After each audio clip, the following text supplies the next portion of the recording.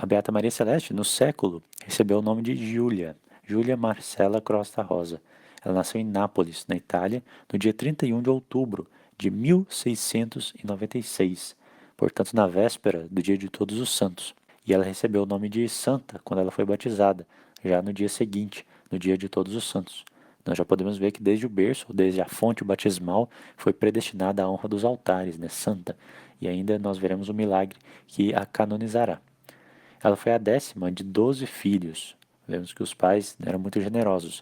O magistrado, Dr. Giuseppe, José Francesco Crosta Rosa, e a sua mãe Paola Caldari, ambos de famílias nobres, né, dos lordes de Abruzzo e Aquila. Ela era bem pequena, bem baixa, né, na sua estatura, mas gigante nas suas virtudes. A natureza dela era tipicamente napolitana, sensível, alegre, viva e de inteligência precoce. Ela também era atenta às leituras das vidas dos santos, que eram feitas em família. Vamos pular, né, uma grande parte da sua vida, para quando ela tinha 21 anos. Ela foi acompanhar sua irmã mais velha, chamada Úrsula, a entrar no Carmelo, de Marigliano. E a Madre Superiora fez um convite ali, né, indiscreto, né? Júlia, por que você não quer ficar também? Aí ela foi e falou assim, não, tá. E ficou. Entrou no Carmelo.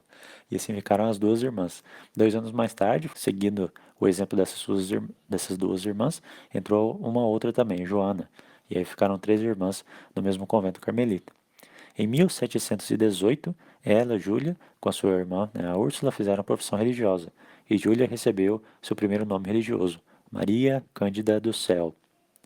Certo dia, depois da Santa Comunhão, ela já estava tendo muitas experiências místicas com Nosso Senhor, ali cada vez mais seu divino esposo falava ao seu coração. Certo dia, depois da comunhão, então, ela, penetrada pelo olhar divino, teve uma grande luz interior. E o Senhor lhe disse: Quero fazer-te mãe de muitas almas, que desejo salvar por teu intermédio. Quero fazer-te mãe de muitas almas, que desejo salvar por teu intermédio. O Carmelo que ela vivia, né, na época tinha algumas peculiaridades. Então era de uma fundadora, de uma duquesa, chamada Isabel Mastrilha. E ela estava fazendo gato e sapato das irmãs. Então o bispo aconselhou fechar esse mosteiro e que as religiosas que lá estavam fossem procurar outro lugar para ficar. As 3 irmãs Costa Rosa foram aconselhadas pelo padre Tomás Falcoia, que já estava relacionado com essas carmelitas, que fossem para outro mosteiro, lá em Scala, um pequeno mosteiro, muito pequeno mesmo.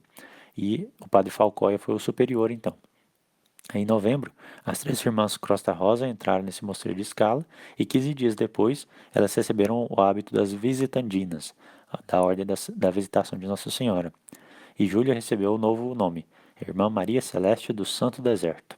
Em 25 de abril de 1725, a irmã Maria Celeste do Santo Deserto, no silêncio das orações, no seu deserto espiritual, percebeu com uma experiência forte de fé que Deus desejava uma nova família religiosa para a igreja, que fizesse presente no meio da humanidade a expressão do amor que ele tem por seus filhos.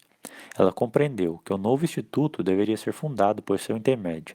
Na verdade, seria um duplo instituto, em que as regras e as leis que nele se devia observar seriam uma imitação de Jesus.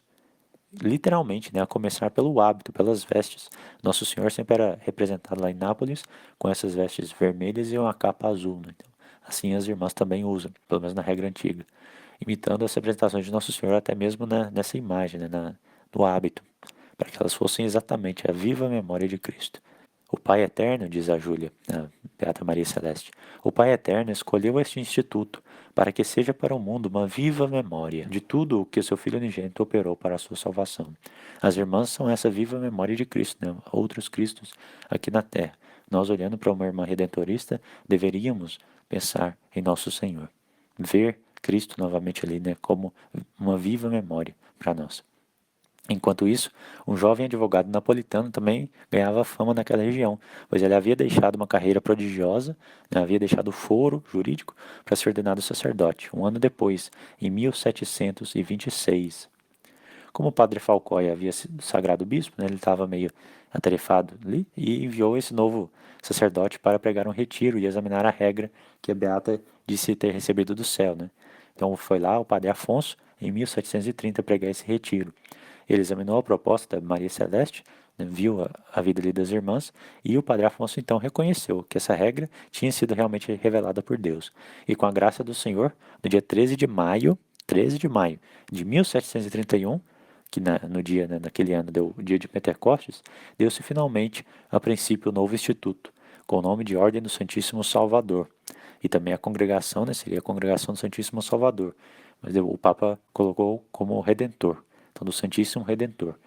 A Ordem do Santíssimo Redentor, como é o ramo feminino, OSSR, e a Congregação para os homens. E aos 6 de agosto, na festa da Transfiguração, elas receberam o hábito da ordem. Assim como Santo Afonso, a Beata Maria Celeste foi expulsa da sua própria casa religiosa. E isso foi ocasião, né, de grande valia para nós, porque ela pôde deixar os seus escritos espirituais. Além de Santo Afonso, São Geraldo Margella, que também foi redentorista, também foi diretor espiritual da Beata Maria Celeste Costa Rosa. Ela faleceu no dia 14 de setembro de 1755, com a idade de 59 anos, às 3 horas da tarde, a hora que Nosso Senhor entregou também o Espírito, né? A Beata sempre teve essa íntima ligação com a Santíssima Trindade. E depois de conhecer a origem divina da Ordem do Santíssimo Redentor, das Redentoristas, você com certeza está se perguntando, apostolado petrino, mas como que essas irmãs chegaram aqui no Brasil, né? Vieram lá de Nápoles? O que aconteceu? Como que elas vieram? Me conta. Aconteceu que duas jovens brasileiras, duas heroínas da cristandade, transpuseram os mares para ingressar no mosteiro redentorista lá na Bélgica. Uma chamava-se Helena Isnard, e na vida religiosa recebeu o nome de Maria Teresa do Menino Jesus, e a outra foi a irmã Maria Luísa do Coração de Jesus. Elas então voltaram ao Brasil para trazer essa ordem redentorista. Elas vieram no dia 14 de junho de 1921, então também 100 anos atrás. O grupo das fundadoras desembarcou no Rio de Janeiro.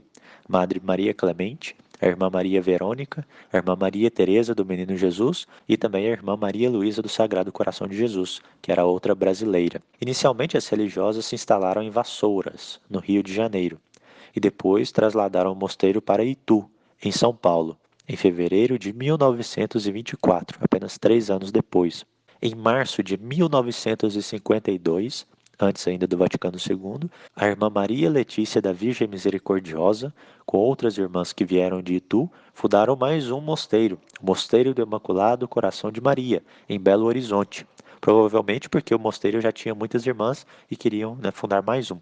No dia 22 de maio de 69, portanto, já depois do Vaticano II, com a implantação da Missa Nova, a Madre Maria Letícia fundou, com algumas irmãs, o outro mosteiro, que é o mosteiro que perdura até hoje, Mosteiro da Santa Face e do Puríssimo e Doloroso Coração de Maria, na cidade de Diamantina, também em Minas Gerais. Com todas as perseguições que elas sofreram, porque não quiseram mudar a regra que foi divinamente revelada por Deus, a Beata Maria Celeste, no ano de 1970, o mosteiro foi trasladado para a cidade de Campos, Campos dos Goytacazes, lá no Rio de Janeiro, com Dom Antônio de Castro Maier, que era o aliado de Dona Lefebvre.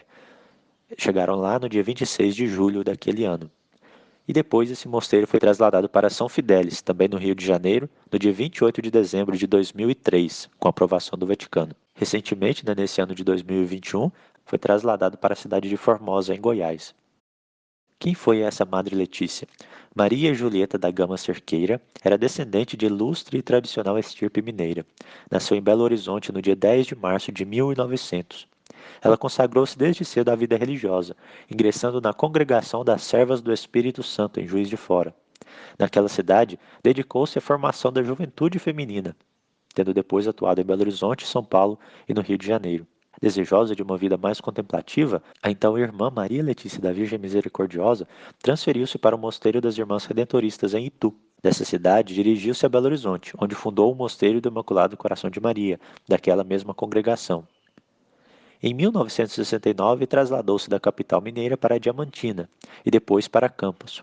Nessa importante cidade fluminense, a Madre Letícia fundou o Mosteiro do Coração Doloroso e Imaculado de Maria, da qual foi superior até o seu falecimento. Dotada de excepcional inteligência e rara firmeza de vontade, a Madre Letícia discerniu desde seus primórdios a crise progressista que hoje assola a Igreja. Assim, por seus conselhos, seus exemplos e sua extraordinária influência pessoal, constituiu-se desde logo num dos baluartes da defesa da sã doutrina. Principalmente por suas orações e por seus sacrifícios, a Madre Letícia, que tinha uma profunda piedade eucarística, devoção a Nossa Senhora e à Santa Igreja, tudo fez para obter da divina clemência que abreviasse a tormenta que hoje se abate sobre o mundo católico. Nesse sentido, ofereceu com resignação e constância edificantes os longos padecimentos da moléstia que acabou por vitimá-la. Quando sobre ela caiu o veredicto terrível do câncer, permaneceu firme, decidida, e olhava para a morte com tranquilidade, não desejando deixar de batalhar pela glória de Deus e pela salvação das almas, mas disposta a fazer a vontade de Deus. Depois de alguns meses de intenso sofrimento, ela morreu rezando. Seu falecimento ocorreu no dia 2 de maio de 1974, com 74 anos de idade. Atendendo ao seu pedido, seu corpo foi sepultado no jazigo da TFP, no cemitério da Consolação, na capital de São Paulo. Madre Maria Letícia era muito decidida. Estando para entrar no convento, dirigiu-se para lá, e de trem. Entretanto, havia hora para entrar. Como o trem estivesse passando perto do convento muito lentamente, e ao ver que não daria tempo para esperar que ele chegasse à estação, ela não teve dúvidas. Jogou sua mala e pulou do trem, para o espanto geral dos passageiros. Uma de suas grandes alegrias foi ter feito uma peregrinação a Fátima, em Portugal. Ela contava cenas tocantes da devoção do povo português por Nossa Senhora. Dizia que as promessas de Nossa Senhora em Fátima iam cumprir-se muito brevemente. Em 27 de dezembro de 1973, antes de uma cirurgia, a Madre Letícia escreveu uma pungente carta aos seus irmãos, da qual é este o edificante trecho. Minha vida e minha morte estão nas mãos de Nossa Senhora. Ela que é sempre a causa da minha alegria. A ela me consagrou nossa mãe, como aliás consagrou todos os filhos. Embora cheia de infidelidades, procurei sempre a ela me dar. Como temer este momento? Estou em seus braços. Se continuar a viver, vou esforçar-me para servi-la melhor e amá-la mais. Se morrer, banhando minha alma no mar infinito da misericórdia de Deus, irei vê-la no céu.